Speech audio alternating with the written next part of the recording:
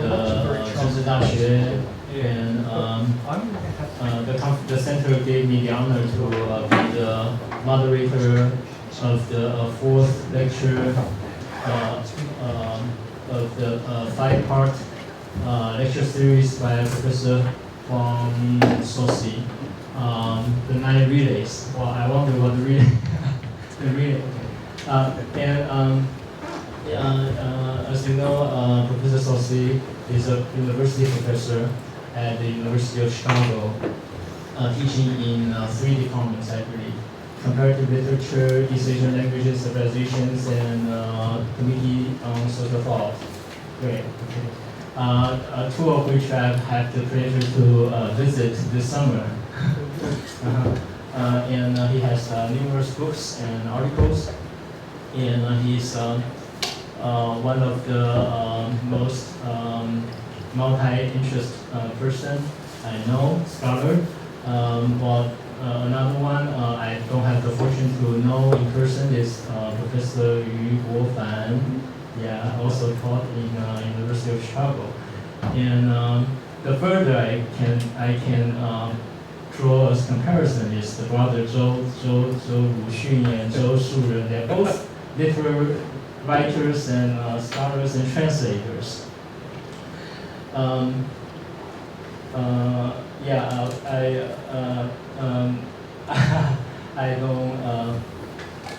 I don't have to reread the titles and books that he wrote and edited, but he also is a translator of Italian playwright and Haitian musician and poet and about that.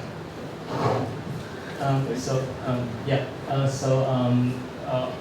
happy to be the moderator and welcome you together to listen to this lecture. So please.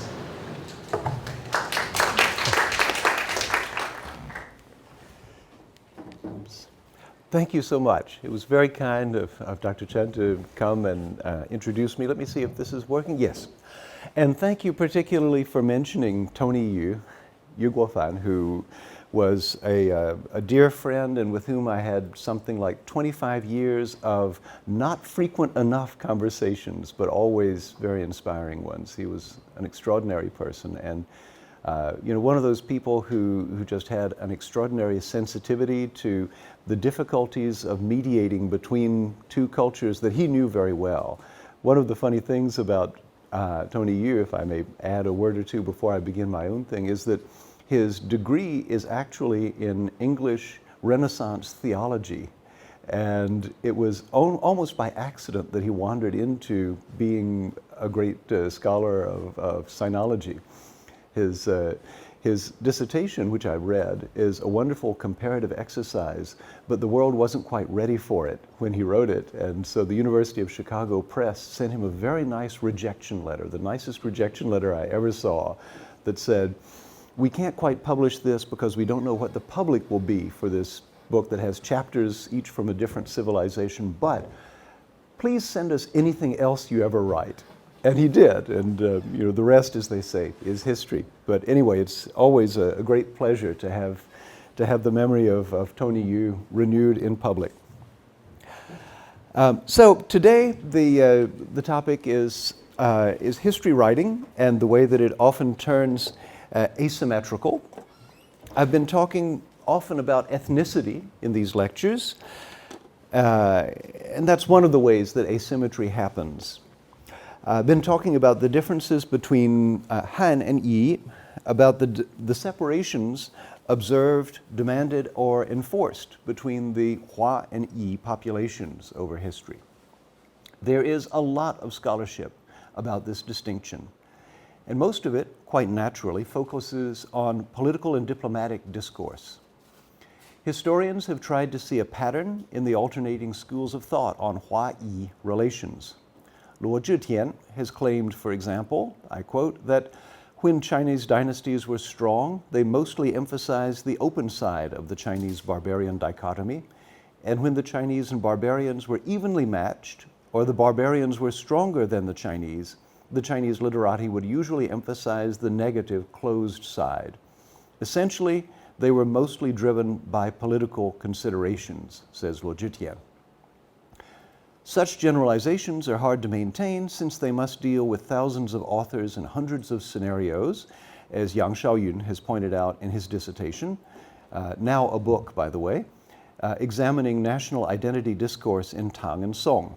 Since the book is so new, I'll permit myself to make a little advertisement for it. It's called The Way of the Barbarians, Redrawing Ethnic Boundaries in Tang and Song China. It came out just about a month ago from University of Washington Press, if you want to follow that up. Our task here is made simpler by the fact that we are asking about the presence of works, materials, ideas, and styles deemed alien in the midst of Chinese high culture, which gives us a smaller roster of phenomena to deal with. And in any case, culture deals with longer time series. People who are making or reflecting on works of art don't have to answer the crises of the moment in the way that diplomats or officials do. I've pointed to a sliding scale of rigor in the enforcement of the intellectual border, with the Ru insisting on the sharpest distinctions and hierarchical ranking between the customs of the Hua and Yi, so great a gap that in the minds of court Confucians, the customs of the Yi were not even recognizable as a ritual order, and the music of the Yi, if it really was music, had to be led back to a Chinese origin. Other streams of thought were not so strict.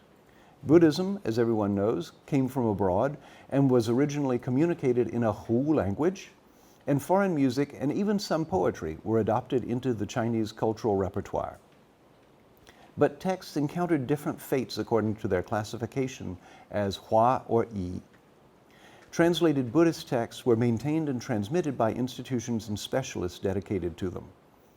But without such support, the foreign language texts of songs brought into the Chinese court became incomprehensible and were abandoned in the course of time, while Chinese language texts that played variations on those texts were recopied and printed and so have survived.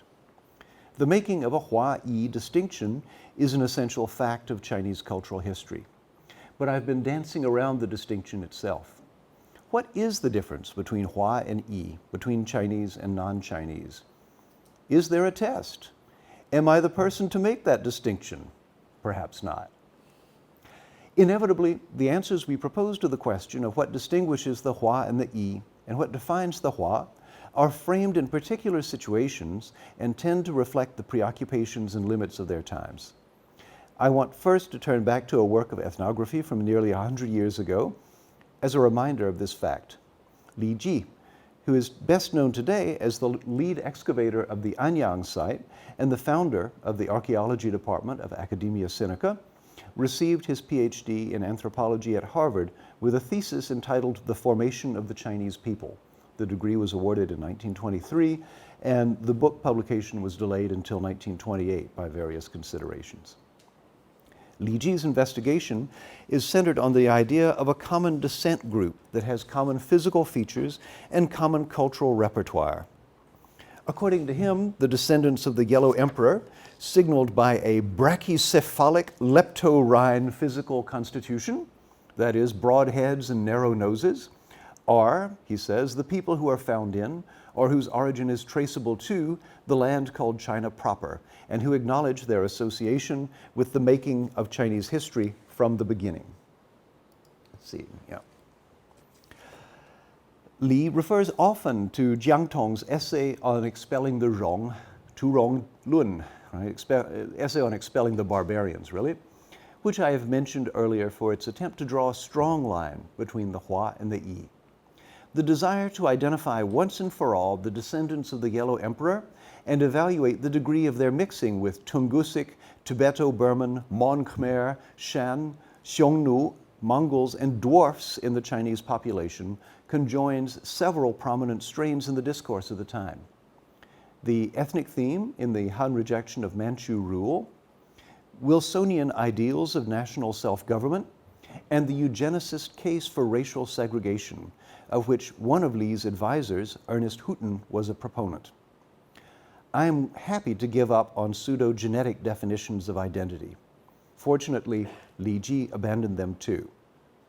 And of course, Li Ji didn't have the use of things like DNA testing, but there has been some recent investigations into the genomic constitution of the Chinese population, which finds that most of the markers are surprisingly evenly spread throughout the country. So, you know, despite differences in appearance, people being taller in some areas and shorter than in some other areas, which might come down to a matter of diet, despite all of that, there has been a very great degree of mixing. So it's not going to be so simple to sort out who is who, as people might have thought in 1928 when they were still assessing genetic identity by measuring skulls and noses.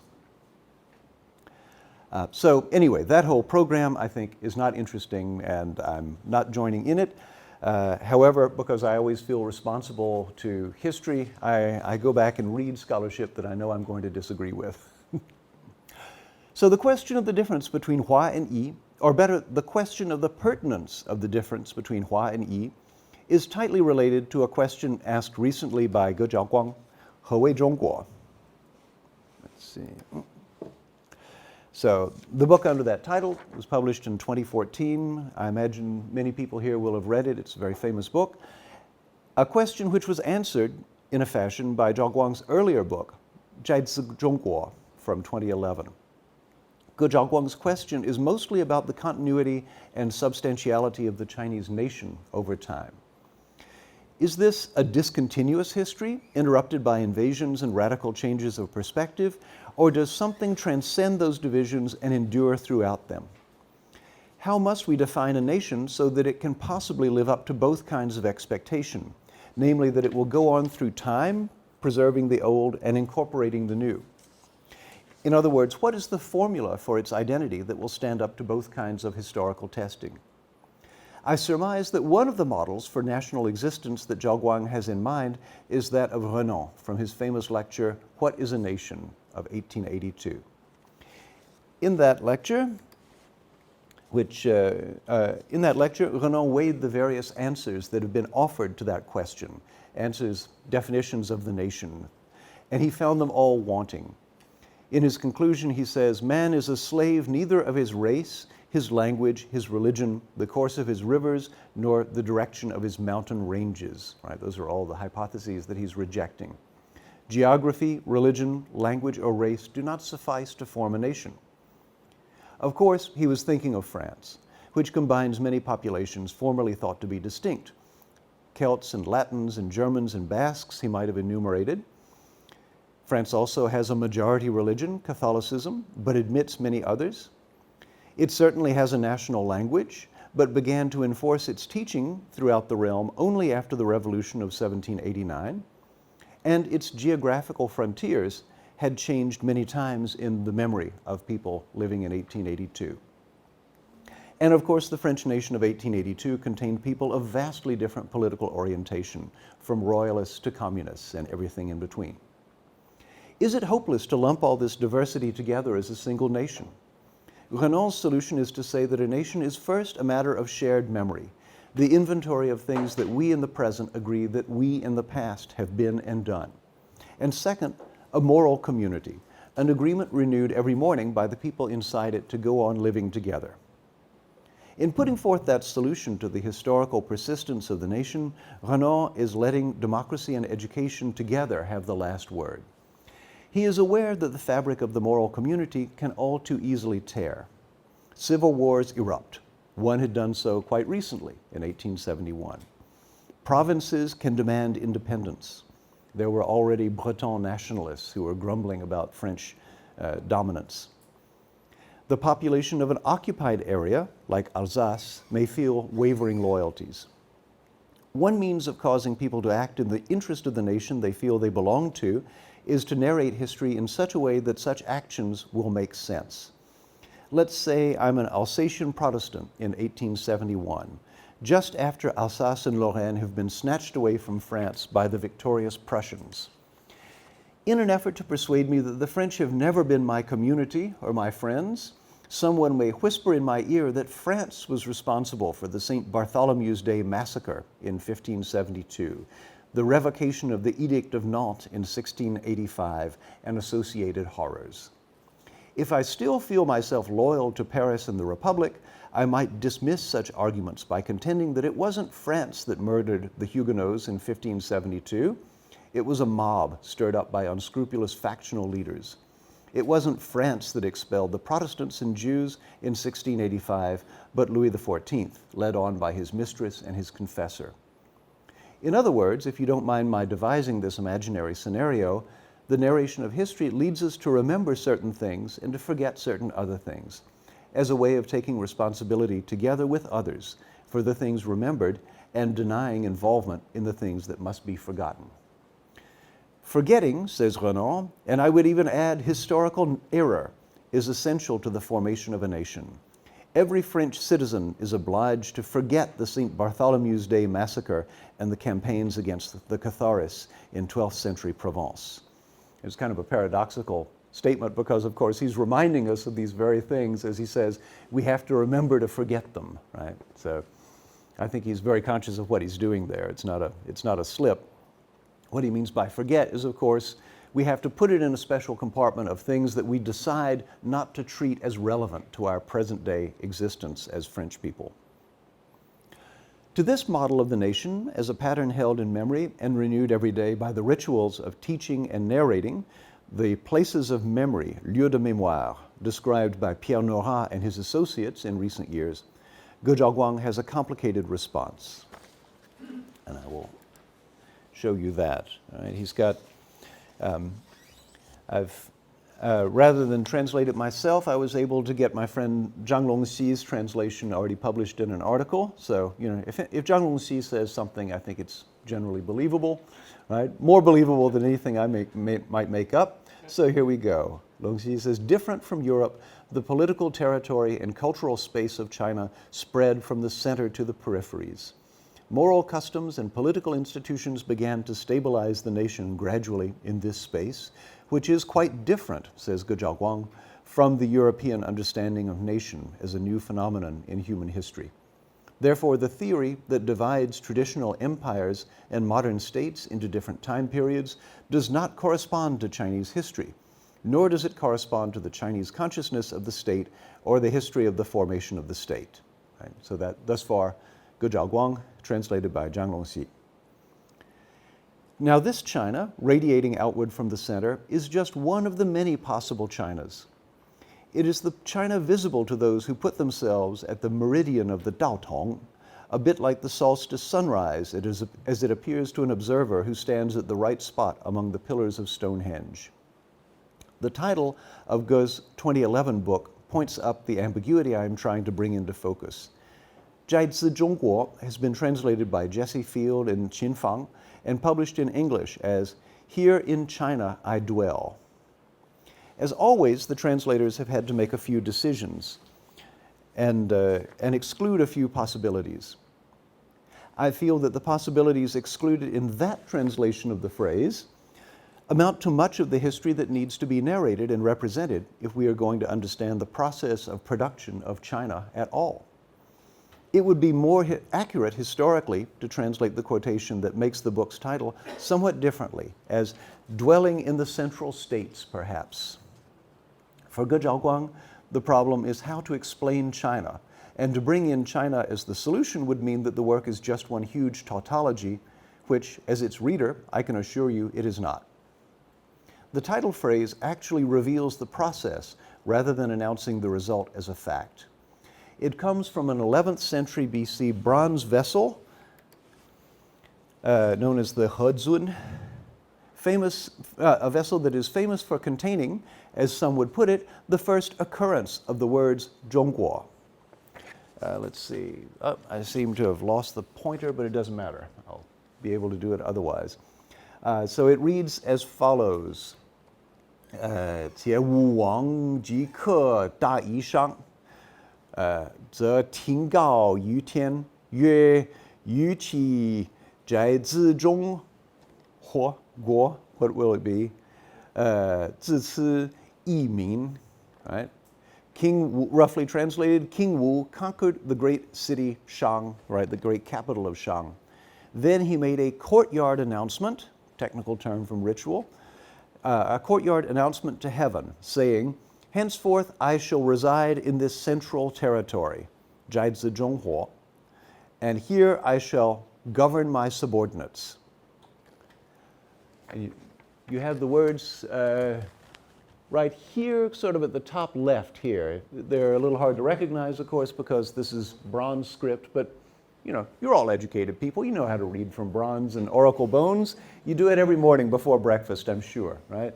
But you can see 在此中国, yeah, the zhong in that wonderful early form where you have the two flags around the central target, and then this character that looks like huo rather than guo. So although the Hezun inscription is often said to be the earliest testimony to the phrase 中国, which in modern English we translate as China, the second character, as cast in the bronze, does not correspond to present-day guo or state, but to huo, a different word which came to mean roughly someone or either in later written Chinese. Now, of course, in an early text like this one, we expect to see a lot of jiajie and variant characters. The archaeologist Sarah Allen takes the huo here to be equivalent to the word yu, right, as in Xiyu, right, region or territory. Thus, she translates that phrase as in this central territory. Now, in Chinese, Ge Zhaoguang could play on the ambiguity of 中国 being, in reference to the multi-state system of pre-imperial East Asia, the central states or the central territories, and becoming something more like China in later periods of unified rule and cultural self-identification. But when we translate Ge's words into English, we have to choose one or the other each time. There's no room for ambiguity. Only anachronism can make the Zhongguo of the 11th century BCE inscription equivalent to the Zhongguo on present-day coins and passports.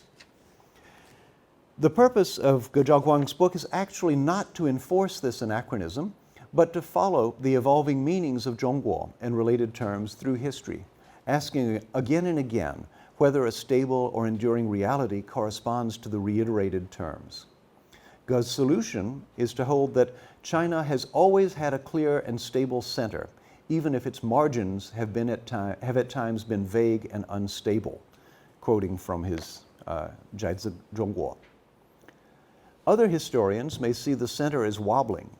That is the historian's point of contention, and we do not need to resolve it as a matter of translation. But to translate this fluctuating or plural 中国 uniformly as the singular China obliterates the question by answering it prematurely. In this English translation, Ge Zhaoguang comes across as more dogmatic than he is in Chinese. This is not to say that Ge Zhaoguang does not occasionally reason backwards from China as it stands today to earlier territorial, political, and cultural structures. In these matters, there is a constant temptation to take what actually happened as what had to happen. And by the way, I'm not fingering Ge Zhaoguang particularly. I think everybody does it. You know, I do it. We all tend to do it. We must, however, I think, be careful about teleology. Ge Zhaoguang's studies are an exercise in historical epistemology. He looks back to scholars and rulers of the past who had their answer to the question of what China is. And he argues that for all the variety of their definitions of China, they have a common conceptual basis. Well, I wonder, how do things look from the other side? As has often been observed, Chinese writing is inseparable from Chinese identity. The Uyghur historian Kahar Balati puts it rather bluntly. He says, Chinese characters were really what brought about the Han ethnicity. Without these characters, there would be no Han ethnicity. The Han ethnicity really is just over 100 peoples assimilated into one body. This process is still continuing. China had 56 ethnicities, officially speaking, on the basis of the 1954 report on Minzu. After another 50 years have gone by, there will probably be only 6 left. In fact, at present, half of them exist in name only. So that's Kahar talking in an interview. I think I detect a bit of sarcasm in Kahar's remarks, but what he says is by no means absurd. As Xi Jinping might say, the creation of the Chinese script is a mighty accomplishment of the great Chinese people. But it is equally defensible to say that the great Chinese people is a mighty accomplishment of the Chinese script. One way that the Han ethnicity has grown is by absorbing neighboring peoples into it. And one way it has done so is by schooling those people those peoples, plural, in the Hanzi writing system. It's a widespread story. In Australia or South America or Brittany or wherever you look, there is this receding frontier of local languages. The children start to learn the dominant language of education and professional life, and they forget the language of their parents and grandparents. Before long, the villages contain only a few old people who still speak it. And in the best of cases, someone then realizes that it's urgent to send in linguists and ethnographers. That's the stage where we are in, for example, Australia, where there's an effort to record Aboriginal languages. That's the stage that people were in Ireland about 100 years ago, when they were anxious not to let Gaelic die out. So part of the language may be salvaged by these means. Perhaps even a grammar and dictionary can be compiled. Maybe someone will set up schools to restore the language to life by teaching it to the young. The unequal contest of language, sponsored by powerful states and those spoken by powerless, loosely organized communities, is a global epidemic of language disappearance. And my friend Nicholas Evans has written, I think, the definitive work on this, which is called Dying Words. The thing about China is that this has been going on for many centuries. The Uyghur historian cannot but be aware that opportunities for getting an education and a livelihood for people in Xinjiang and Gansu are increasingly pinned to competence in Putonghua, and the Turkic languages of the region are accordingly fading away. But China's northern and western borderlands present a somewhat unusual case of language extinction, because not only spoken language is at stake, but written language as well. At this point in the interview with Wang Lixiong that I've been quoting from, the topic is the arrival of Chinese language Buddhist scriptures to the Uyghur kingdoms in the 12th century. Kingdoms which had already been Buddhist for centuries and would not be Islamicized for several centuries more. So the topic is not just the linguistic, religious, and ethnic contentions of today, but a much longer competition between the languages of literary culture. The old Uyghur writing system dates approximately back to the Tang, before it was replaced by Persian Arabic writing, the Cyrillic and Roman alphabets, and Chinese character transliteration, depending on the region and the moment. Right? There's been a lot of script fluctuation in that realm. Uyghur ranks with Vietnamese as an area of extraordinary script variance. It would be interesting to compare their histories in detail. So when Kahar indicates, with a touch of bitter humor, the case of those minority nationalities that exist now in name only as a stamp on someone's identity card, he must be thinking of the steep odds against the survival of Turkic Uyghur cultural practices under the 56 nationalities policy. To focus on the Chinese character rather than the Mandarin language or Putonghua adds an important degree of precision. Many distinct nationalities were absorbed into the body of Han ethnicity through dialects other than Mandarin over the course of history. For example, the Bai, Yi, and Zhuang, who came into contact with speakers of southern dialects, I believe that's true, David, or the original inhabitants of the Fujian coast.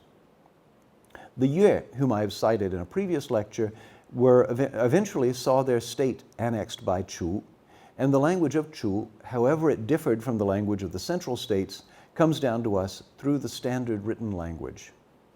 The writing of some things brings obliteration of others. The people without history, a phrase typically used to refer to indigenous populations, like the Native Americans, are sometimes people whose history has been erased or replaced. I'm referring, of course, to an important book, a book that's very important for anthropologists, Europe and the People Without History by Eric Wolf. Ian Hacking once wrote an essay about the performative power of labels and categories. He suggests there that when a new label for a form of human behavior or identity is created, it can draw people into acting out those identities. And his essay is called Making People Up. once you're able to conceive of yourself as, let's say, a split personality or a Scorpio, you may begin doing all the things that are done by people in those categories. The label licenses a form of behavior that was not cognitively available to people before the category was invented, or that is the argument of Ian Hacking in this essay, the original title of which was The Looping Effects of Humankinds. Just so, spreading the news about such identities as subject of the emperor, monk, or Confucian scholar amounted to making up people who would inhabit those labels. But in weakened border communities, making people up goes together with taking people away, that is, rendering former categories no longer inhabitable. Can script make people up? Zhang Taiyan, in a polemical essay advocating the overthrow of the Qing dynasty and the expulsion of Manchus as an alien race, clearly takes script to be a form of identity, arguing that, let me get us down to the next, there is our Ian Hacking slide. I strongly recommend this essay to everybody's attention. It's a lovely piece. So here is Zhang Taiyan, Zhang Binglin, saying the 满日皆为黄种，而日为同族，满非同族，在历史参然可知。则日本先有汉字，而后制作和文。今虽即用汉字有居大半，至满洲则自有亲书，形体决异。Both the Manchus and the Japanese belong to the yellow race, but as can be clearly seen from history, the Japanese are of the same ethnicity as ourselves, while the Manchus are not. And in support of that, he says, Japan first used Han Chinese characters and later developed the Japanese script. Although now both are used together, Han Chinese characters still occupy more than half of what is written. The Manchus, on the other hand, have their own writing whose form is completely different. And of course, he's writing this in 1901 when it seems very urgent to Chinese revolutionaries to discredit the Manchus' qualifications for ruling China, and this was considered to be a good argument. And so there you are, writing as identity. A Korean official of the 16th century voiced a similar concern for script as identity in a memorial directed against the adoption of the Hangul phonetic system. And of course, he didn't win this battle, right? The Hangul is now universal in Korea. But that official says, only such people as the Mongolians, Tanguts, Jurchens, Japanese, and Tibetans have their own writings. But this is a matter that involves the barbarians and is unworthy of our concern. That is, of course, as a person who's literate in Chinese script, he wants to protect the role of Chinese script or the exclusivity of Chinese script in Korea, and above all, to resist assimilation to those groups of people who have their own crazy phonetic writing, right? Doesn't want to be assimilated to Jurchens and Tibetans and so on. So that's the point of his remark. Well, a script is never just marks on paper. What letters you write define who you can communicate with, and your communicative networks define who you are. Writing in Chinese for a bilingual subject may eventually become writing exclusively in Chinese and shaping your writing for the public that writes and reads in Chinese. A process of co-evolution of intertwined causalities links sign systems and personal identities. Ge Zhaoguang and Kahar Bharat are telling a similar story, but from different ends. This is the asymmetry that I referred to in the title of this talk. It is the story of the expansion of Chinese culture from center to margins. One most often hears this story told from the center's point of view, only rarely from that of the margin. So I'm taking that as my task, although of course I'm not particularly qualified to do so. Expansion may suggest an inexorable, anonymous, linear process. If we go into the historical archive, however, we can find testimony from protagonists of the expansion itself, for whom it was anything but inevitable. It was rather a civilizing mission that demanded toughness, effort, and a militant consciousness. parts of Chinese territory from time to time fell out of the control of the legitimate dynasty or failed to follow the model of the central states. Advocates of central states culture would then call for a reconquista, a recovery operation. Writing in the 15th century, that is, shortly after the Ming Dynasty had replaced the alien Yuan conquerors, CHUN, whose dates are 1421 to 1495, was acutely sensitive to such reversals. His 大学演义部, a work of statecraft addressed to the Ming sovereign, includes in its chapter on transformation through teaching, 教化, many narratives of primary conversion and reconversion by tireless Confucian administrators. Exemplary tales are told of the introduction of culture to a place that is simply wild and barbarous, such as this one. So he goes back at one point to tell a story from the Han Dynasty about Wenwang, and he says, when he had the charge of the commandery of Shu, way down in present Sichuan, he was generous, kind, and devoted to moral teaching. He saw that the area of Shu was backward and provincial, with customs of the Man and Yi, right? 有蛮以风. And he decided to lead it to improvement, right? He wanted to 禁之, to develop it. So he chose the most intelligent and able of the lesser officials in the commandery and sent them to the capital at his own expense to take instruction from renowned scholars. You can imagine that maybe they weren't conversant in the language of Luoyang, and that they needed that education abroad in order to become competent in literary Chinese. After a few years, they returned with attainments, with degrees, with letters of recommendation from Luoyang. And then Wenwang took them as his advisors. In this way, he greatly transformed Shu so that it produced scholars on a par with even Qi and Lu, right? So that's really something. If you can take these Xialibaren, these people from the remote reaches of Shu, and turn them into scholars on the order of Confucius and Mencius, you are really performing some very important jiaohua. So Qiujun tells this story as a way of sort of endorsing the very possibility of jiaohua. This is the civilizing mission in action.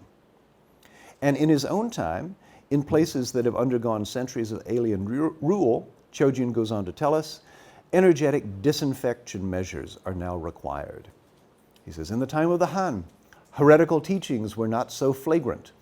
We now live 1,500 years later, and the world has lost its senses, so that the two religions of Buddhism and Taoism pester and abuse the people.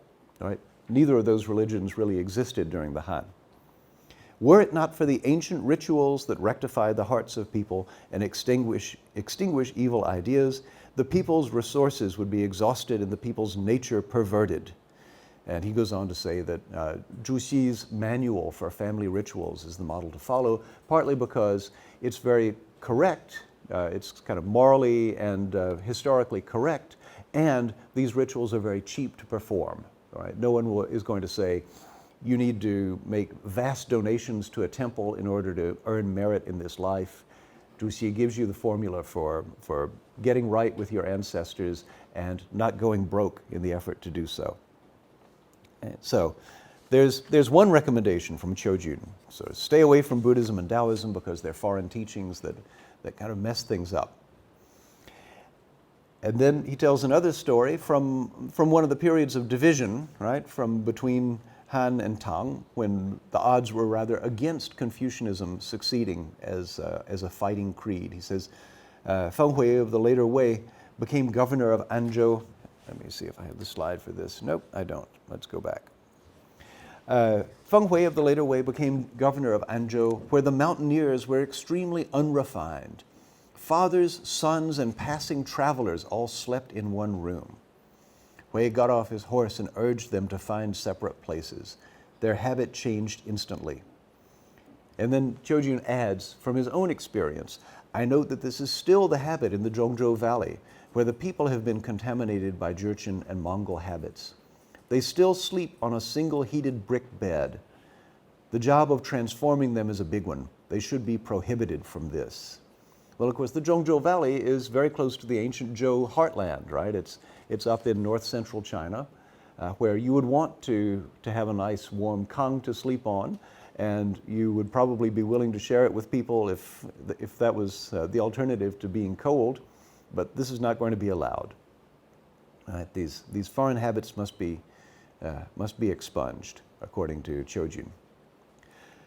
CHUN's program for cultural transformation involves vigorous direction from the center in response to the signs that the outlying districts have forgotten to what civilization they belong.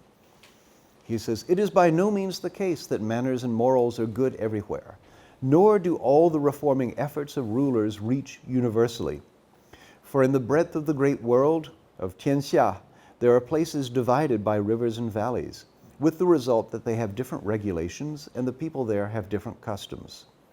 But that's not the way it's supposed to be. "The ruler is but one individual and cannot go to every place personally. So when he makes educational proclamations, it is not certain that each of these will be carried out. This is why he makes use of locally informed officials who can, according to place and custom, guide the people to follow his transformation, just as Wenweng did for Sichuan." The whole point is to overcome the difference of places and customs. With an adequate number of correctly minded officials, the imperial way can be extended to new territories and new native speakers of the ritual and moral codes of the center be created. CHUN tells only stories of success in pursuing the civilizing mission. At most, there are areas that have temporarily fallen out of civilization, but they can, according to him, be recovered. His model of history is still one of cultural integration under imperial Ruist auspices. Of course, CHUN is aware that the civilizing mission can falter, as it had done under the Song and the Yuan, with pieces of the country falling under foreign domination and new customs becoming current. The recommendations he makes in his work of history and statecraft are meant to guard against the possibility of that happening again. People who are aware of the multicultural character of China often write the history of China in what Hayden White would designate the mode of comedy, of reconciliation. At the outset of the story, there are differences and conflicts, but in the end, the differences are resolved into a unity or harmony, and everyone is better off than they were in the state of conflict. All right, there's the pattern of comedy in history writing that he points up in his wonderful book, Meta-History. In such stories, it usually falls to the Confucian scholar-official tradition, exactly the tradition embodied by CHUN, whom we were just quoting, to synthesize these divergent traditions. Take, for example, Li Zihou's Huaxia Meixue, or the Chinese aesthetic tradition. Whether in real life or at the level of thought and the emotions, he says, it is the tradition of Confucius and Mencius that has proved the mainstay of generations of intellectuals in China. In all dynasties, it was the Confucian-educated scholar intellectuals who produced almost all of Chinese philosophy, aesthetics, art, and literature. Taoism and Buddhism, in Li Zihou's conception of Chinese intellectual history, are always absorbed into that mainstream.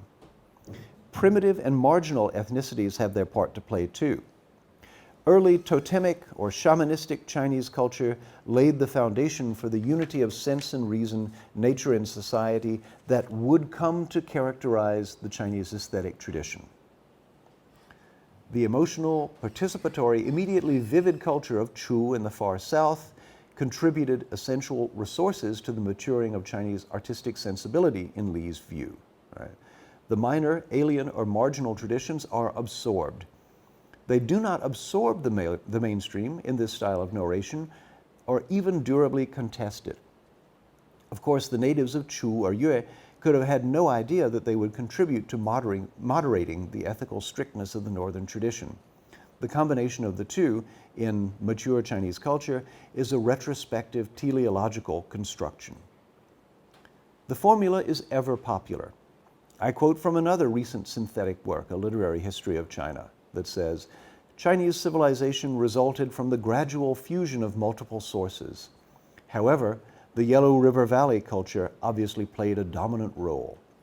Harsh living conditions in the north compelled the members of that culture to gather their dispersed people together into large and powerful communities. Thus, the ideology of the state reached maturity there far earlier than in other regions. On the other hand, that deterministic, logically required other hand, in the Yangtze Valley, the climate was hot and humid. It was relatively easy to lead a simple existence there. Consequently, even though there was a similar need to form large, powerful communities, it was by no means as pressing as that in the north. Thus, in the Yangtze Valley, the ideology to preserve social order and strengthen community power through restraining the individual was not as well developed as that in the north.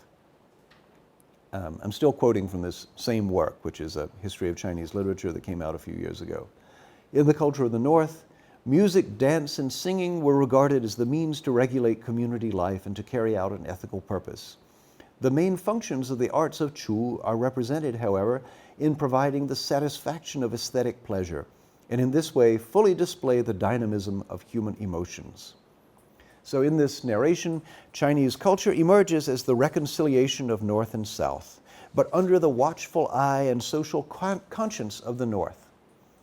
In such tellings, the northern culture of the central state, that restrained and regulatory culture, expands to absorb and digest the emotional, exuberant culture of the South, perhaps being modified by it in some particulars, but never in its essence. It is never the case that the culture of the central states is absorbed by anything else. These narratives are teleological. They explain the past by the results attained in the present.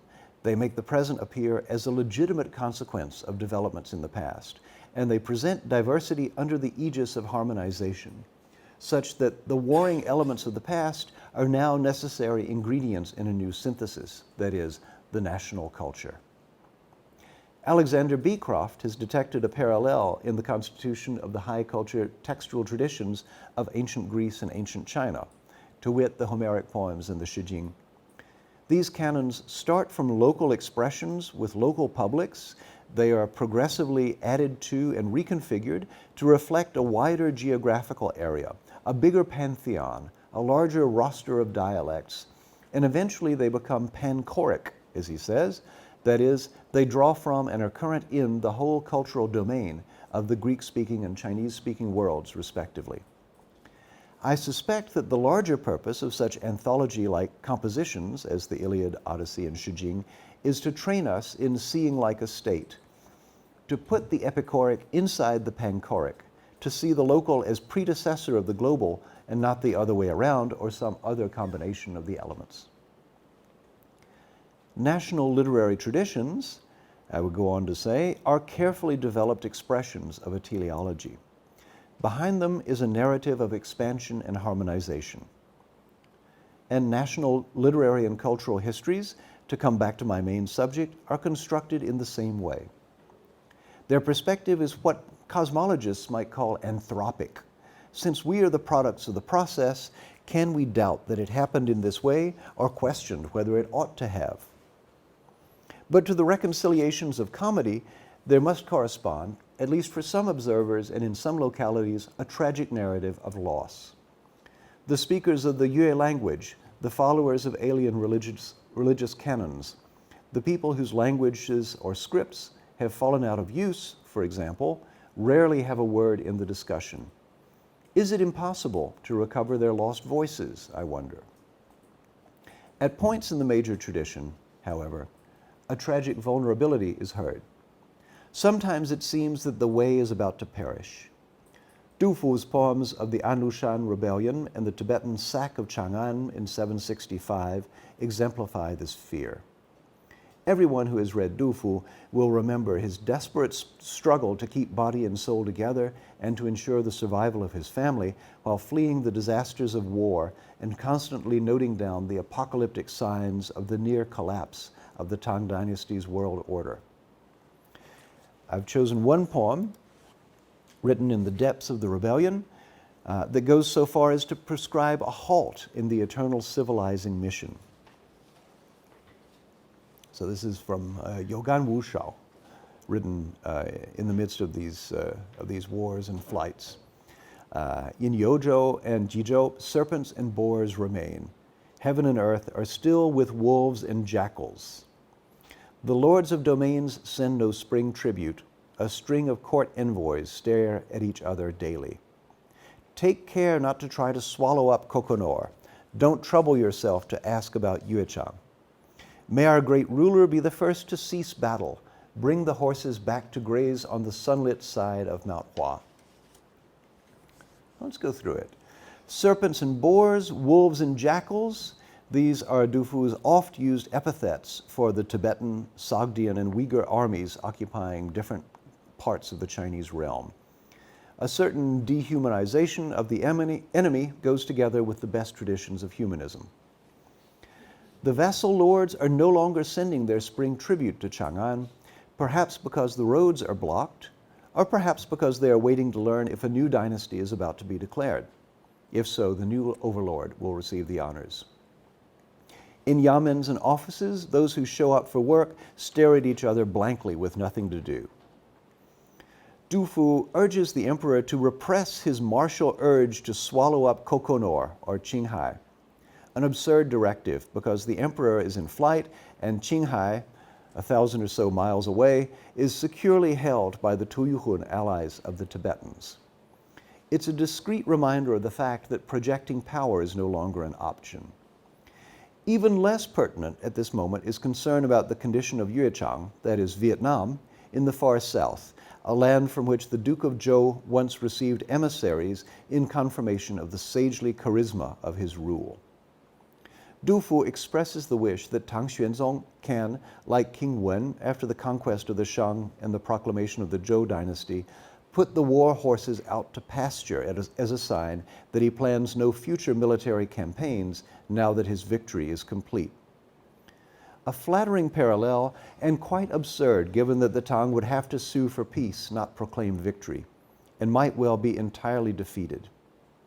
The Tibetans, when they entered the capital of Chang'an, had installed a new emperor, a relative of the Jincheng princess, who was the consort of the Tibetan king. You might remember her, the lady with the reading list that we talked about last time. And the Tibetans seemed to expect to rule Tang China indirectly through him. Not that this message, fictively addressed to Tang Xuanzong, would ever have reached him, but Du Fu's courtly indirectness verges on flattery and absurdity. It amounts to a list of the elements of the imperial civilizing mission, inventoried one by one, as in a checklist, and systematically negated. No longer can the legitimate Tang sovereign send troops out to guard the borders, receive tribute from subordinate states, command officials to execute policies, or declare peace and war. This is a tremendous and tragic backing down from centuries of precedent. The combats of the Anushan rebellion fill, of course, many pages in the Tang poetry anthologies and in the historical texts devoted to casting blame for the capital's fall. Is it all Emperor Xuanzong's fault, Anlushan's fault, or Yang Guozhong's, or Yang Guifei's, or Guo Ziyi's, and so forth? Does the error lie in badly executed policies, or improper nominations, or in the commissioning of foreign generals in border areas, or a thoughtless policy toward foreign states? The Tang histories and analytic works like Zizhi Tongjin abound with competing accounts of what went wrong. But most of all, they abound with the judgment that the events were so exceptional, so aberrant, that they must prompt thorough soul-searching, house-cleaning, and preemptive reform. On the Tibetan side, however, the narratives are much simpler. I quote, Generally, when harmony prevailed in the successive appearance of kings and emperors, nephew and uncle, that is Tibet and China, then there was a mutual exchange of presents between the royal houses. And when discord reigned, they would mutually wage war against one another. Such like incidents could be cited in great number. During the regency of the Tibetan king, I don't know how to pronounce the Tibetan because there are always so many silent letters. I'll just try to get through it. Kril de Bdugban Mes Aktom. Right? Someone here can do it, I'm sure. Can you, Thomas?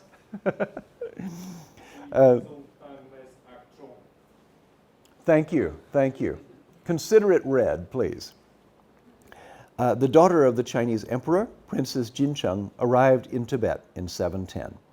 As dowry, the daughter was given many tens of thousands of pieces of fine silk, manuals of every sort of techniques in the art of craftsmanship, and all sorts of paraphernalia and provisions for journeying. The territories of Liangzhou and Xiazhou were controlled by Tibet for a period of 30 years. In the time of his son, there were disagreements between nephew and uncle, wherefore wars in turn actually were waged numerous times. Zhang, Ya, Chal, Snag, any help is welcome, and General Hadzang Kupal, etc., leading a Tibetan army of 20,000 soldiers, conquered Lindao, Taozhou, and the territories of Manzi. Thereafter, the nephew and uncle exchanged presents.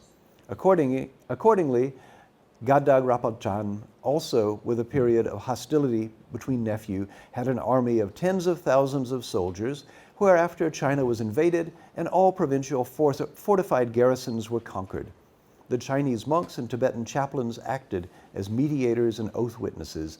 The Chinese were compelled to offer presents to please the nephew, and henceforth it was agreed that no hostility was to prevail. Right, so this is not exactly all smiles and sunshine, but it's regular, it's understandable, it's a normal kind of an alternation of peace and war and peacemaking ceremonies and gifts and lacks of gifts and so on. So the Tibetan version is quite different, isn't it? A circuit of communication forms a moral community. Addressing such a community, one adopts its rules. The rules whereby the history narrated by and for Tibetans makes sense are transactional.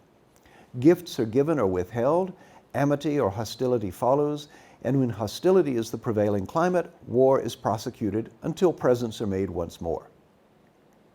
The occupation of Chang'an is simply one in a series of similar events, with no cosmic implications at all. The old Tibetan annals are even briefer and do not engage in the search for pattern in international relations. Incidentally, that longer text that I was reading to you is from the 14th century. Right, but the old Tibetan annals are closer to the time of the events. And in those annals, it is simply recorded that the Tibetan generals led a military campaign to the capital and sacked the capital. The Lord of China fled. Another Lord of China was newly appointed, and the military campaign returned to Tibet, that is. The tragedy passes as quickly as downing 3 cups of wine, to quote Shaoyong. The Tibetan chroniclers and Dufu may be parsing the same history, but they bring to it vastly different grammars of action, obligation, role, and causality. When seen from the opposite side, without its theoretical basis, the Chinese civilizing mission resolves into an unreliable stream of gifts and offenses. Every now and then, from the Tibetan perspective, one has to raise an army to restore the flow of gifts, or maybe sack the capital. This narrative does not, at least, consent to harmonization from the center. The two styles of narrative collide asymmetrically in an event and its imputed meanings. In my last lecture, I will talk about Chinese exiles, involuntary emissaries from the center, and the kinds of meanings they made for themselves while standing at what must have been for them the edge of the world. That is, 自而汉离，均是一民。流放诗人在世界边缘上. Thank you very much. Thank you, Professor Saussy, for your first lecture on the international history of East Asian literature. We have our discussant today, Professor Alan Chong, Shen Yi Li, who happens to be an alumnus of the University of Chicago in anthropology. And he was a research fellow in the Academia Sinica 民族学文研究所, the Institute of Ethnology, Academia Sinica before retirement, and now he teaches in 交通大学 in 新竹. By training, I'm a cultural anthropologist. but by my own estimation, I'm probably the most illiterate person in the liberal arts, and certainly within literature per se. Based on how little I know of the Professor Saussy's eclectic writings in this field, we may share certain thematic interests, but our mutual understandings are probably superficial at best. Moreover, in my own work, I've moved beyond sinology per se. Even if I work on cultures and societies in Asia, I don't really claim to be dialoguing with Asian studies or the Asianists. This, however, does not diminish my keen appreciation for his intellectualism. In this talk, I was struck immediately by the title, The Formation of China, Asymmetries in the Writing of History. For those of us who think in a social scientific mode, and I'm one of them, in what sense China can be understood as a formation could ultimately constitute the subject of an entire book, or several completely different ones. This is social science. But for me, the most challenging aspect of the title is how and why it should have anything to do with the writing of history, not to mention its asymmetries. Moreover, I should note also that the Chinese rendition, 形塑中国, for me at least, invokes something else in English and not what he translates here in a literal sense. But let me step back and start at the level of words. As Professor Saussy noted at the outset, ethnicity has been the subject of previous lectures here. I am hardly an expert on what constitutes ethnicity in Chinese history. The term ethnicity in contemporary society, as well as in a social scientific sense, is, believe it or not, quite problematic. As a concept that appeared only in the mid-20th century, the first actual usage of the term ethnicity in anthropology was in 1938, an ethnography by Lloyd Warner on American ethnicity. And could conceivably be modern in origin. And when I taught anthropological history, I don't teach it anymore. I often joke that the history of the culture concept in anthropology is as long as the discipline itself, over 100 years, easily. But anthropologists still do not know what it is. And that's why they keep arguing about it. On the other hand, ethnic relations appeared as a subset of anthropology only in recent times, and refers to a field of study that does not always translate into culture. Even more disturbingly, such experts, and I don't count myself as among them, seem to talk about ethnicity as though it's materially concrete, thus empirically verifiable. To the contrary, I am not the only one who has argued that ethnic group is a fallacious assumption. So what are we really looking at, except the product of a modern imagination, if I could be so facetious? In my own writing on Chineseness, I've noted that in actual usage, it may refer to ethnicity, culture, or identity, but these are three analytically distinct concepts, and that such overlapping confusion seriously complicates our understanding of Chineseness at a social or phenomenal level. At this point, I should apologize for the discretion because the talk should not be about me, okay? But it is not my intention here to muddy the waters for discussion. I'm merely hinting that confusion at the level of words could have serious consequences for how we understand any underlying processes, if this is what formation refers to. That is to say, formation of what? In the context of Chinese history, the Hua, the Yi, etc., and there are many terms for barbarians throughout history, are important and relevant phenomena. But I hesitate to call them ethnicities. As ethnicities, they are clearly discursive constructions, which have changed historically, and more often than not, they are sinocentric categories. As artifacts in the literary record, they are nomenclatures that the Chinese use to categorize others, and may not necessarily correspond to terms that peoples use to call themselves. While this does not distract from whatever significant processes that have influenced changes in their historical nature and scope, the question of how they are defined should nonetheless be relevant to how we understand formation. The dualism of Hua and Yi might offer revealing clues as to the nature of Chineseness, which perhaps is one of the underlying themes here. But I would argue that Chineseness is a discursive construct of a different order. As ultimately a civilizational construct, one might ask how it may have been the synthesis of actually existing ethnicities in history, but it eventually transcends its ethnic rootedness for reasons that have little to do with the ethnicities themselves. Since we started with Li Ji's book, The Formation of the Chinese People, I would argue that what he refers to as Chineseness is essentially modern nationalist by definition. He may be documenting archaeologically the societal formation of the Chinese people, but like other textbooks, it is a rewriting of an evolution that results in its constitution, or China's constitution, as a people or modern nation. Formation here refers to an anthropological construction. A sociologist would describe this formation differently, likewise for historians and political scientists. So at this point then, I could ask the author, what does he really mean by formation?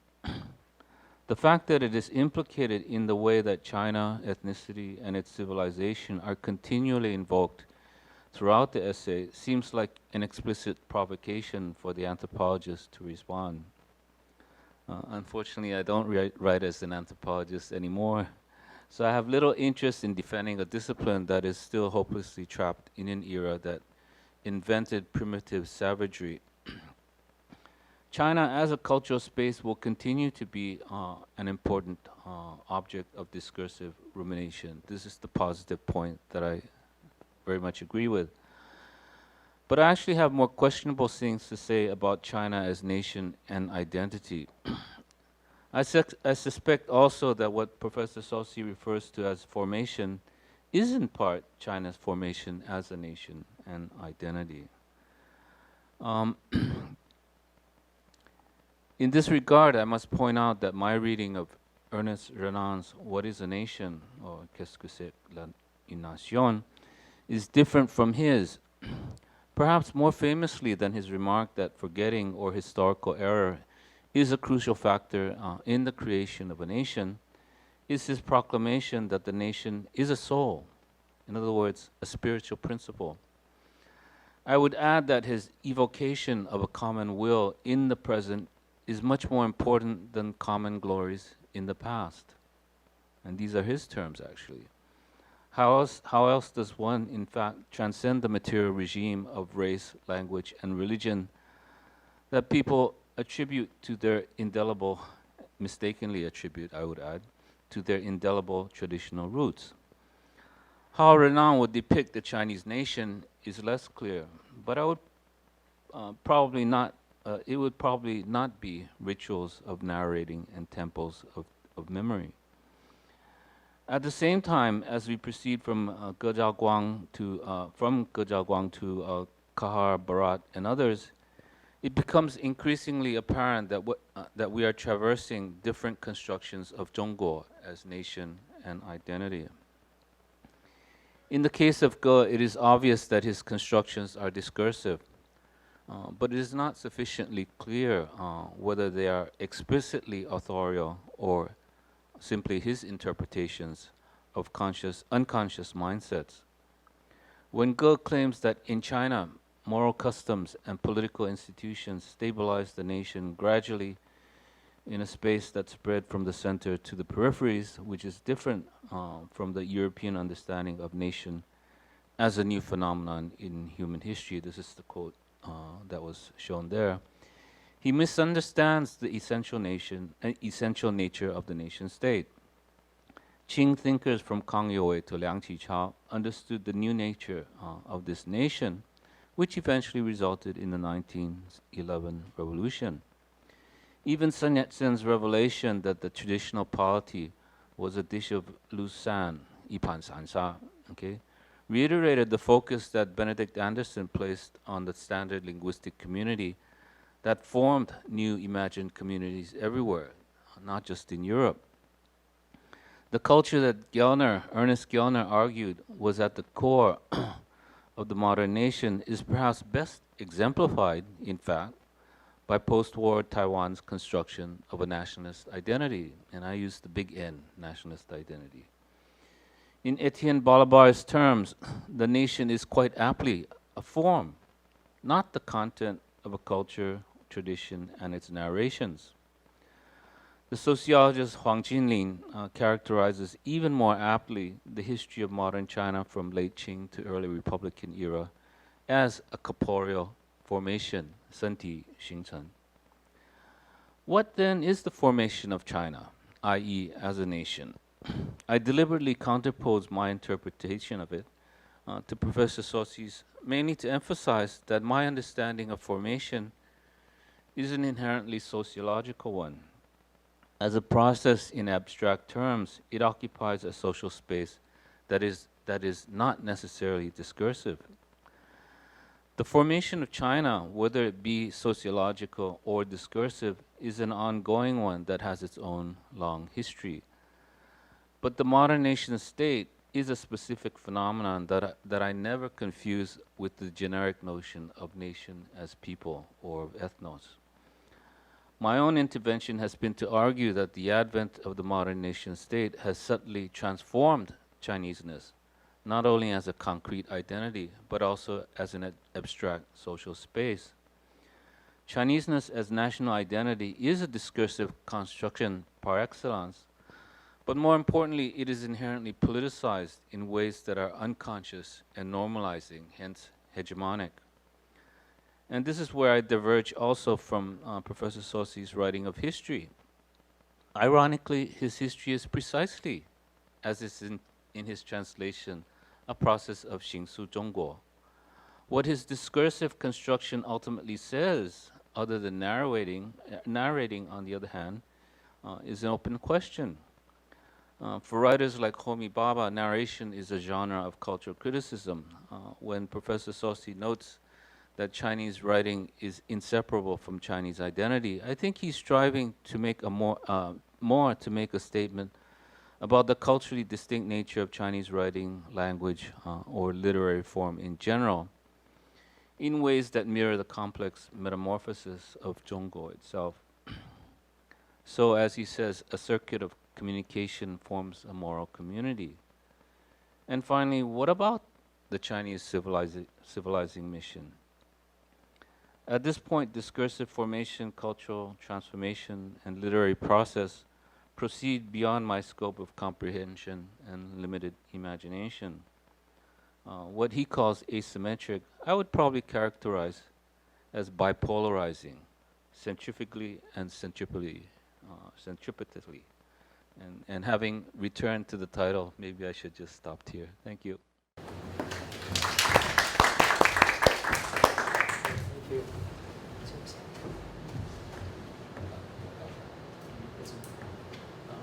Professor Saussy, do you want to respond to Professor Chan? Yes, sure.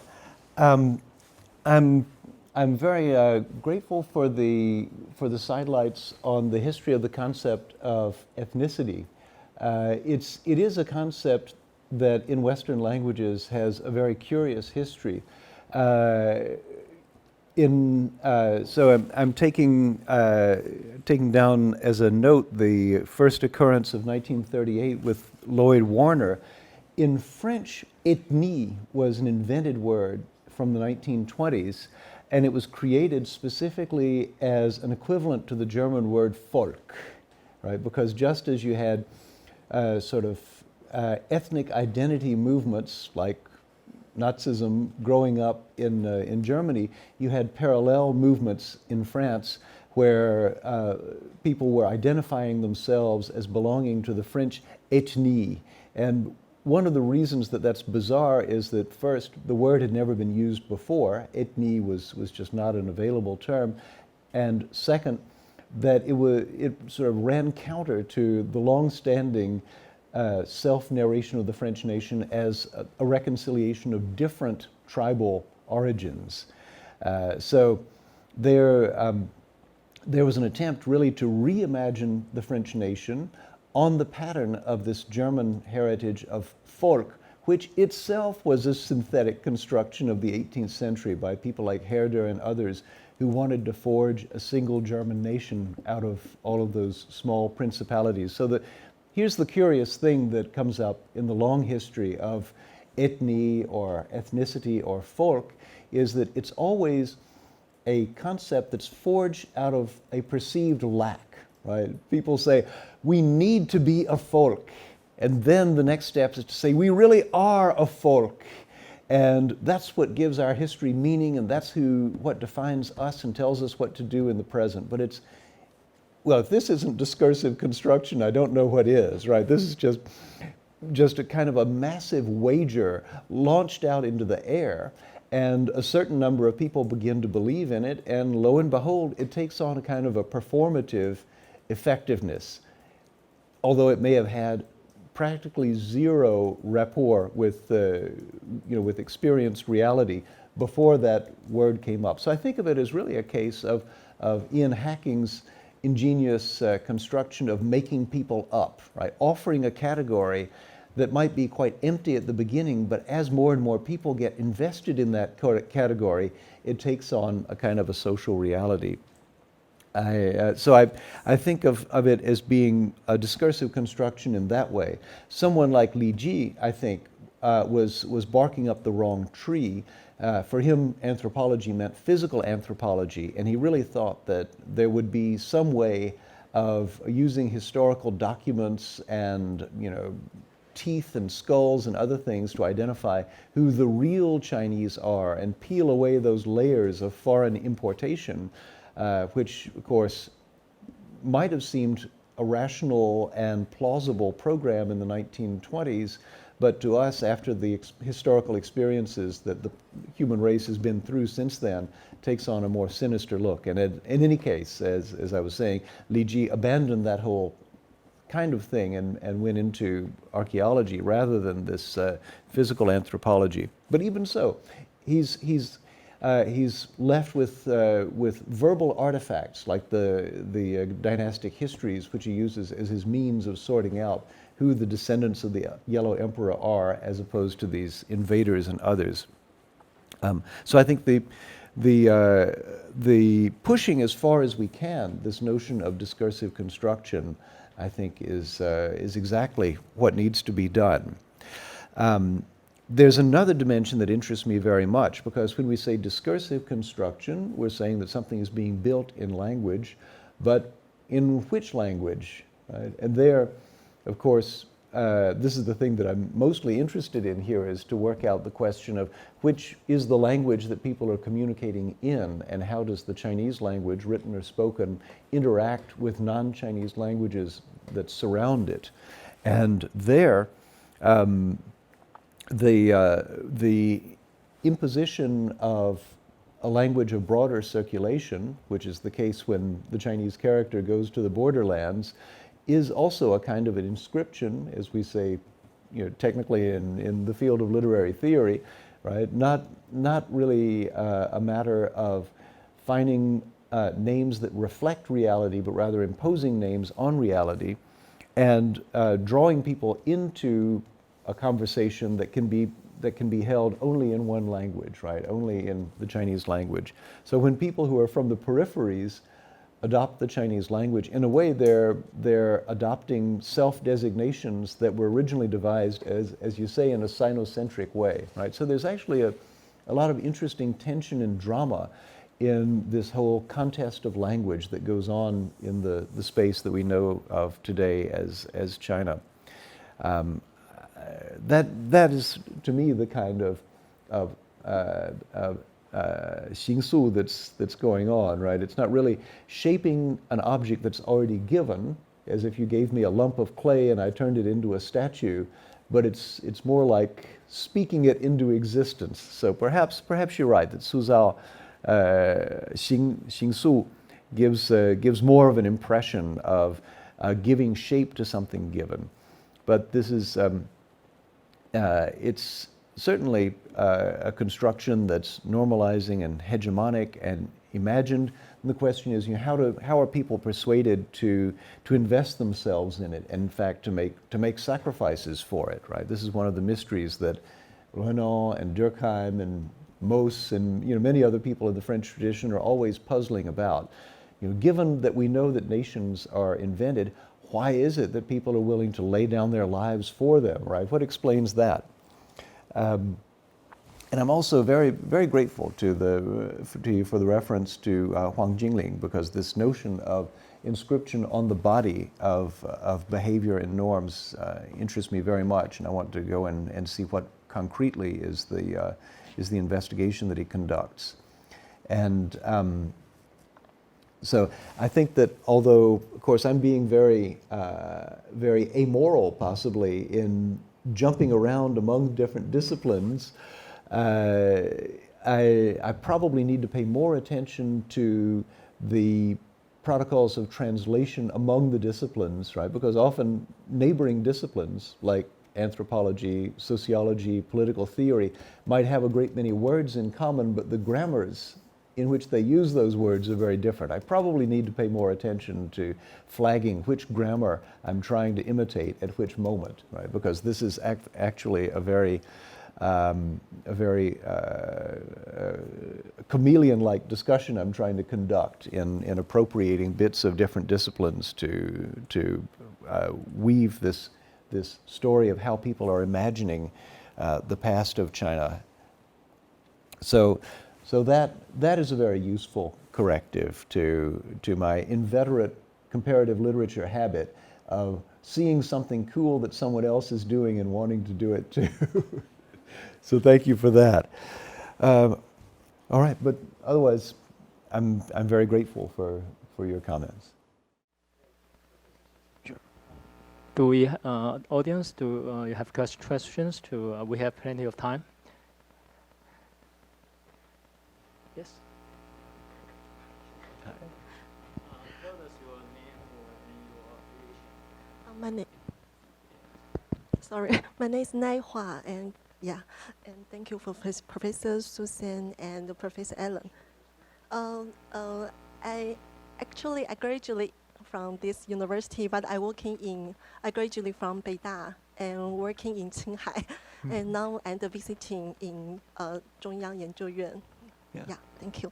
I really like, Professor, you mentioned about the China and the 中国中扩 and the 中域. It's interesting. You're reading about the region and the territory.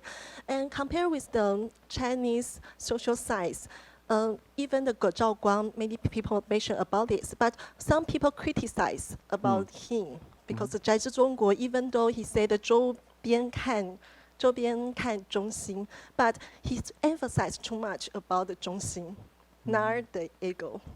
So when people in China, they describing China, some people just like Zhao Dingyang, 天下, and maybe just like Wang Hui and the parent system society 超体系社会, and Wang Mingming 超社会体系 parent society system. They try a way to about the nation China and describe the empire China. So I have a question is about they always use the empire China and the civilization and the spread this many culture behind and this society. They mention empire and this many society above. And many culture, different culture above. This is mainly ideology. So I just want to, you accept the relationship between the culture and the civilization, or the empire and the society? What they mention in Chinese scholars? this is the first question. And the second is very like you mentioned about the Tibet, Uyghur, and Mongolia in some way, because it's very hard to discussion about this question in China, so nowadays especially. So when you talking about the China as an empire, especially a civilization, it's very cool. But when this enlightened me to the exercise of civilization. I mean the Eisenstadt and about the 轴心文明, 轴心文明, and especially Alice's Asian civilization, 轴心文明时代. And especially the Liu Wensen also talking about the Confucian China and his modern fate. My question is any possible for the China and the Tibet or something, they have own fate, modern fate in China. Maybe not the Confucian and the modern China, maybe the, I don't know, Buddhism about the Tibet or something. Do you have any something about this? Thank you. Sure. I mean, there is a tendency among people who talk about China as a civilization to assume that civilization is identical with Confucian thought, right? Another person we haven't mentioned so far, but who's probably relevant, would be Du Weiming, who starts in the 1990s to talk about cultural China. And this is an interesting fact because this is really a case of the margins coming in to redefine the center, because he was taken up very actively by Singapore, which was having its own relation to Chineseness being rethought, right? They were trying to kind of recenter their society on what they thought of as Confucian principles. And Du Weiming was very happy to persist in that. And he's also writing from this kind of Nanyang perspective, right, of Chinese emigration, really. Taiwan being also a case of emigration from the mainland, right? So these are margins that have inherited something, but then are using it to redefine the nature of the civilization and also trying to de-link it from state identity. Right? I think that was another important part of Du Weiming's writing in those early times. So that's in a way that's a kind of an ancestral state of the discussion about state, civilization, and empire that seems to sort of remained in the air through the conversations by Wang Hui and so many other people today. Since my focus is mainly on earlier periods, I'm really trying to follow the language that people used. Watching, for example, how people talk about difference of customs or difference of let's say, lineages or something, since I'm now more alert to the modern implications of the term ethnicity. But the idea that there can be ethical codes that apply universally, which is one of the heritages of the axial age of Jaspers and Eisenstadt. That's one of the things that's one of the if we're talking about axial ages, that is really one of the axes on which the wheels have been turning in China since at least Kongzi, if not since the Duke of Zhou. And so there you have a real formula for the continued replication of certain ways of behaving in different milieus. Right? That's partly what Qiujun is so excited about when he's trying to press Zhu Xi's family rituals, right? The Jiali of Zhu Xi around the whole empire, because it standardizes. It's also a kind of a reduced form. Right? So it's more portable than a form of family ritual that might be very complex and have a lot of details. Right? If you wanted to follow all the requirements in the Li Ji, there would never be an end to it. Right? No one would ever perform family rituals because they would be too time-consuming and too elaborate. But Zhu Xi, by simplifying them, gave a kind of a formula for for reproducing them that in fact had a lot of success. So we might even think of the Song Dynasty thinkers as trying to create a second axial age, right? Trying to redefine the things that will that can be universalized in Chinese culture, because they're beginning to see themselves differently now that the nation is not coterminous with a piece of territory, and now that they're having to deal with other states under codes that are not necessarily those of China, right, after the famous CHUN treaties, right? So I think that all that would be relevant to figuring out exactly what we're talking about when we're talking about the expansion of China, and this this non-identity but frequently asserted identity between state, empire, and civilization. Thank you. Anyone?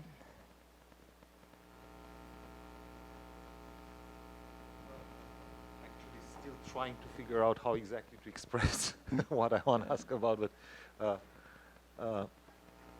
there are two things that came to mind as you were talking. The first one regards language politics, like the constant imposition, not necessarily of the written language, but rather of a unified, united way of communicating between the center and or between center and periphery all along history.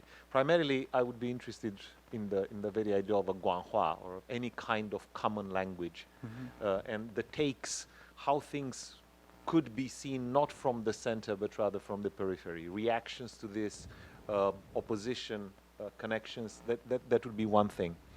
The other, which I'm still trying to figure out exactly if it features at all in what you just said, would connect to the performative aspects of the constant performance I see behind some of the things that you just mentioned. And weirdly enough, the thing that came to my mind is the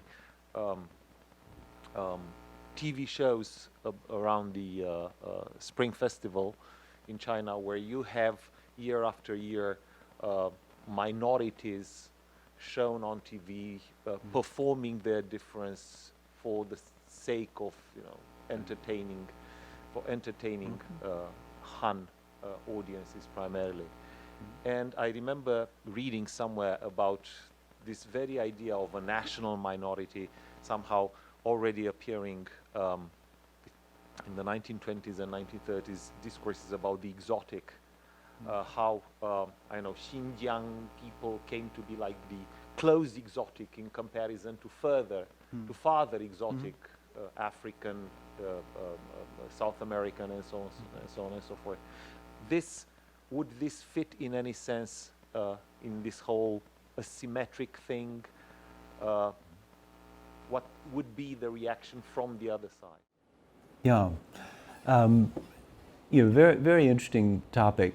The construction of the 56 minorities is one of those curious things where it began quite artificially, and now we have a detailed history of how it came to be, and yet it's consecrated. In fact, in some of these Spring Festival programs, you have minorities dancing against a backdrop of the number 56, right? The number 56 already becomes a kind of a symbol or totem of diversity, and it could have been a different number, as it could have been 223, it could have been 14, but when the ethnographers went out in the early 50s and did Diaocha, there was a lot of negotiating and bargaining about how many people a nationality had to have in it to constitute a proper minzu.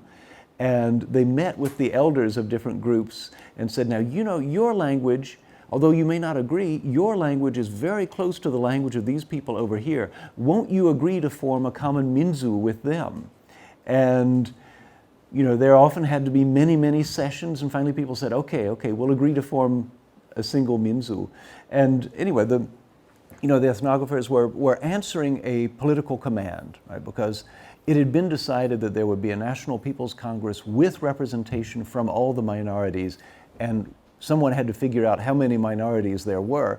So the overriding concern is a minority should be big enough that it will be worthwhile and it will be plausible to send a representative to Beijing from that group.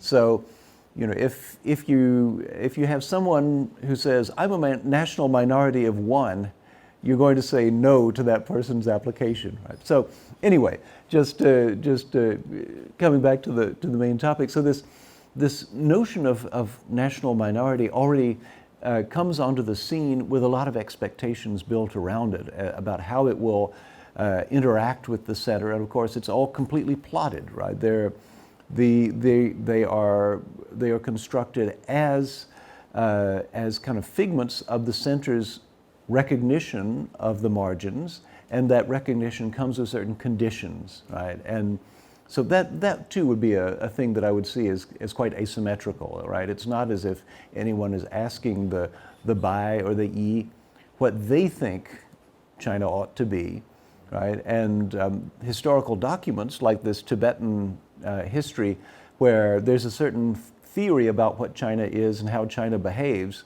those certainly were not integrated into the definition of Tibetan nationality or history, right? So already it becomes a situation where, in order to speak with the center, one is adopting the terms of the center, right? And very hard to imagine how you can get out of that kind of situation, how you can negotiate under those terms. So I'm in the text that I'm trying to pull out and comment, I'm looking for moments where people are behaving in a way that is inconsistent with this kind of center toward periphery language. So that was the point of the Du Fu poem, right? That it's a poem which, very strangely, and maybe as an index of total frustration and incapacity, Du Fu is throwing up his hands and saying, okay, we're not going to civilize the world anymore. We're going to put a good face on it. We're going to pretend that we're declaring peace, but actually we're giving up, right? It's a moment of total despair. Not just Du Fu's personal despair, but the despair of 2,000 years of this civilizing mission coming together. So it's a very strange moment in Du Fu, and that's why I jumped on it, because it is so rare. But it's a moment at which, still using the same language that emanates from the center, he's negating its import as an ongoing program. So possibly this is a very impolitic thing to bring up, but it interests me, right? Because it's a moment where there's something other than hegemonic discourse coming from the center. So anyway, obviously there's a lot of selectivity going on here, but that's the kind of thing that I'm groping around for. Hello, Tomasz Szymczyński from Adam Mickiewicz University in Poznań, Poland, and visiting scholar here in Chengda. I would like to refer maybe to a very simple thing, but we're mentioning, Professor, today about Zhongguo as China, and of course, the first question would be: is it also in a way political, that this play about plural and singular thing, that is, once you translate it, you have to make a choice, and when you stay inside Chinese, it doesn't say there's one or many. Okay, so like, for example, those Janet Winterspoon book about the Oranges in nicht einige Früchte, the oranges are not the only fruits, and she was homosexual writer writing about being left by lover. But in all book it doesn't say that it's homosexual, because it was possible to do it in English. Once translated into German, it had to be, the whole idea of the book had to be crushed, right, just because you had to make a decision, the narrator which sex is representing. Right. So then the translator into German wrote to the author and what sex do you want to have a narrator, and the answer was absolutely not male. Yeah. That was the answer. So that would be one thing about Yeah. Zhongguo. The second is, do you have your opinion about English common, like quasi-direct translation, which is Middle Kingdom, which I think is also an example of strength of habit, because I think it's absolutely wrong, and it's still very present around. Right. So is it also like naive from my side to mention it? But I'm also always struggle. But it's absolutely not Middle Kingdom, is as it was coined out. Is rather kingdom in the middle or from the middle of Right. central, and absolutely not like middle class, not like Right. no second. Right. And the third thing, if I have still 1 minute, would be very crucial. Also, it's more related to what Professor CHUN was talking about. Is very crucial for Western concepts and theories about nation, because especially in relation to Jürgen Habermas, we have this political and ethnical nation, which in Western narration is presented very often as contradictory.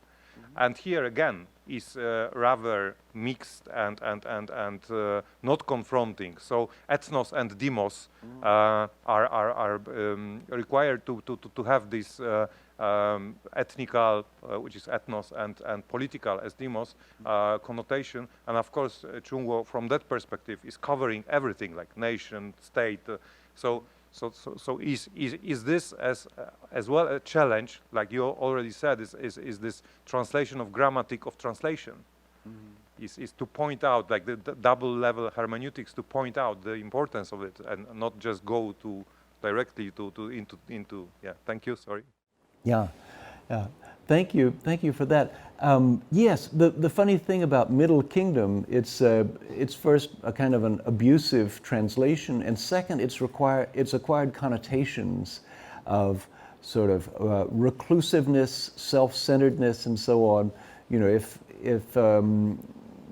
if there's some sort of reaction to an international law or norm, then the political colonists will begin to write, this is China indulging in their old-fashioned Middle Kingdom behavior, which means, you know, stubborn, right, putting their head in the sand, not being part of the world, and so on, right? So that's the connotation which has been acquired over time just by people repeating the phrase. Yeah, it would, you know, the original sense of Zhongguo is to mark out some cultural commonality among the states that basically participated in the Zhou ritual system. But of course, long after the demise of the Zhou, the phrase stays alive. It has a continued life in culture. It becomes a means of self-identification. None of which is reflected in this use of Middle Kingdom by outsiders to refer to a supposed self-centeredness. Yeah, the question about ethnos and demos becomes somewhat different in the Chinese context simply because of numbers, right? We have 92% of people identifying themselves as being of Han ethnicity, or Han de Minzu, right? And only 8% as belonging to the Shaoshu Minzu. So you have, you know, one Minzu occupying 92% of the space, and then 56 Minzu dividing up the remaining 8. Of course, a lot of that is, as Alan might point out, a discursive artifact, but a discursive artifact. Is still half of Europe. Of course, yeah, the absolute numbers are enormous, but you know, it's not quite like the ethnic divisions that you might see in, say, you know, the U.S., right, where African Americans are probably 25% of the population, and you know, depending on how you want to slice the ethnic cake, there are bigger chunks of the cake that go with different labels than is the case here. So that I'm sure has something to do with the way that people conceptualize Minzu, both positively and negatively.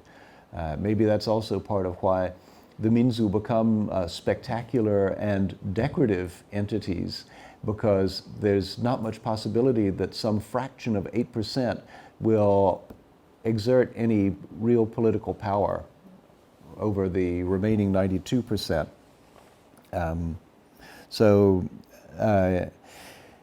Yes. So, you know, the question with 92 versus 8, the question becomes what is the role for plurality, right? How much pluralism can you have as long as people are conceiving themselves under these Minzu kind of labels? I think just the stakes are bound to be somewhat different, right?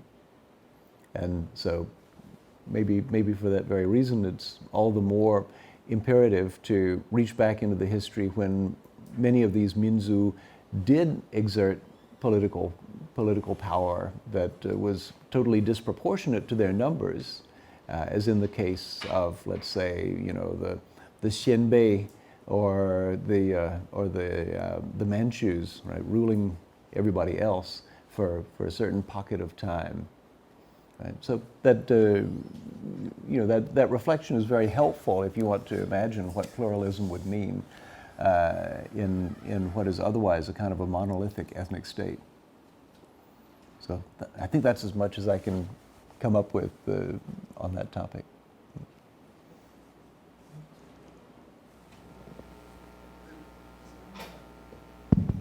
Yes. Professor Saussy, I'm Qi Liao from, I'm a PhD student in comparative literature in Washington State University in St. Louis. I'm very happy to attend your lecture, but I'm not really sure if this is a question relevant in this occasion about the methodology about our research on identity. It is because we know identity is something at the same time created and recepted by people, by reader, by audience. But because we know at the same time that an empire is always composed of most of people who were illiterate. So in this case, we can, we have tons of intellectual writings on the one hand, but actually we don't really know how the history of reception, how this Chinese identity was formed, was forged during this long period. So this is my question about methodology. Thank you. Yeah. Very important point, right? That many of the means of identity formation that I've been talking about here, you know, through the written language, through ritual norms and so on, probably didn't touch very much of the population, right? There's an immense reservoir of people who couldn't have been concerned by, or couldn't have taken an active part in those measures. There's also, of course, the disenfranchisement of virtually all of the female population of China through most of this history that we're talking about. You know, a few exceptional women who are able to take brush in hand and communicate, but even they, you know, couldn't have any possibility of an official career. So this too is one of the great puzzles, and in a way, the Minzu often include, you know, in their histories, in the often oral traditions that are associated with them, more of a sort of bottom-up cultural expression than you might have in a lot of parts of the majority culture, right? I think, you know, one of the great cultural facts about the 20th century in China is the interest in folk traditions, oral traditions, which is one of the first things to come out of the Wu Si Yundong, right, the May 4th movement. You know, shortly after the proclamation of vernacular literature as the new model for writing, people were going out to all kinds of villages and places and collecting songs and things. And this is a story that's been told by a few scholars, but I think always needs to be retold because there's a lot of material that hasn't been explored. You know, huge archives of collected verbal art. And in fact, David Holm, who was sitting here just a moment ago, is one of the great explorers of one of these traditions, right, of the Zhuang. So he would really be the person to answer responsibly about this. I'm simply an onlooker, but I do want to emphasize the role of the so-called minorities in making possible a kind of a bottom-up cultural perspective that might otherwise be more elusive.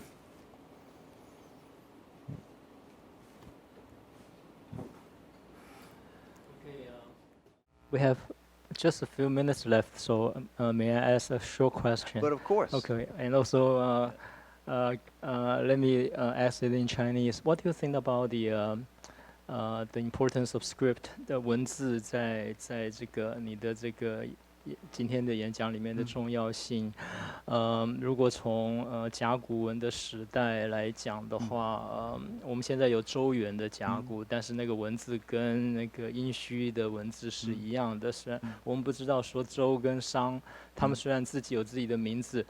但是can we call them 民族？我们现在当然在文章里面都说他们是民族，但是他们并没有这个民族学上的民族的意识，所以他们在说我们是周，你们是商的时候，不知道是不是民族的意识。但是看起来他们是用同一种文字，是吗？对。那同样的时间是在希腊，希腊虽然那么多国家，但是是不是只有一种希腊文？这是不是同样的文化现象？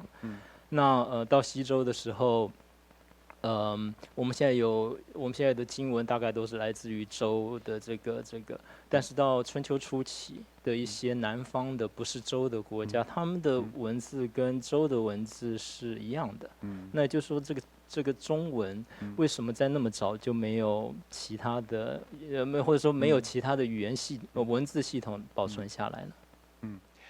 对，我想一部分就是因为那个文字系统是那么有效，所以你要跟它竞争是没有希望的，因为那个汉字一方面是可以容纳很多内容的分别，不是一个非常仔细的语音学为基础，那个当然是有语音的成分，我们都有那些部首跟音的部分，但是比较笼统的关系，所以我猜大概是可以包括可以容纳很多不同的，我们今天会说方言，当时也没有那个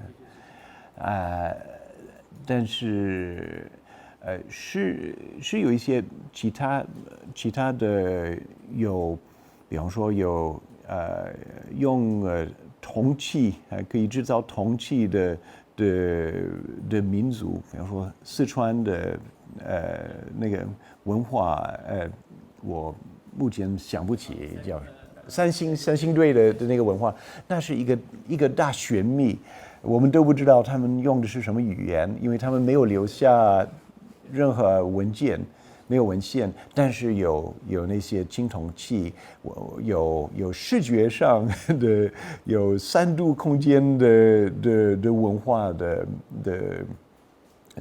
表现，但是没有文字，也许他们也是用中国字，所以一个文字系统，就像我们今天所用的那些数字系统，是有一个 user base， 有多少人用，就会帮助那个系统继续扩大，也许就是那么一个逻辑。不谢。Very much for coming to this lecture, and the fifth and the last one is on next Tuesday, and it's about the exile poet in the 新的世界边缘的 borders of the world, and same time from 4 p.m. So welcome you all to come again. Thank you very much, and also thanks for Professor Saussy, his wonderful lecture. Thanks to Professor CHUN. Yes.